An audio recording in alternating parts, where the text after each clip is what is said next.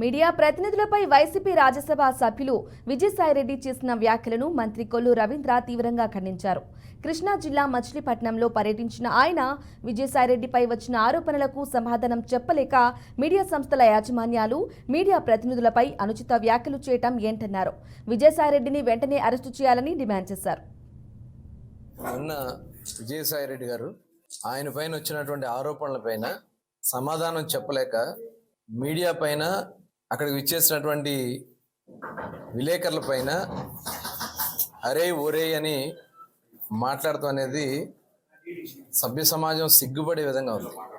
నిజంగా ఒక బాధ్యత కలిగినటువంటి ఒక పార్లమెంట్ రాజ్యసభ సభ్యుడు ఈ రకంగా ఇంత దుర్మార్గంగా ఆయన పైన స్వయంగా ఏదైతే ఆరోపణలు వచ్చినాయో ఆరోపణలు చేసింది ఎవరు? మీడియా కాదు కదా. సాక్షాత్తు ఈయన ఎవరైతే చెప్తా ఉన్నారో శాంతి అని ఆయన భర్తే మదన్ మోహన్ కంప్లైంట్ చేశాడు. అక్కడ ఉన్నటువంటి ఎండోమెంట్ కమిషనర్ ఆవిడని సస్పెండ్ చేశారు.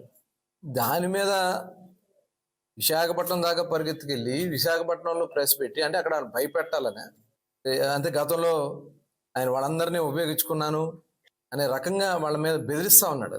ఇది చాలా సిగ్గుచెట్టు. ఆయన మాట్లాడినటువంటి మాటలు ఏంటి? మధ్యంతర ఎన్నికలు వస్తాయి, ప్రభుత్వం పడిపోద్దా? ఏం మాట్లాడుతున్నావు విజయసాయిరెడ్డి గారు?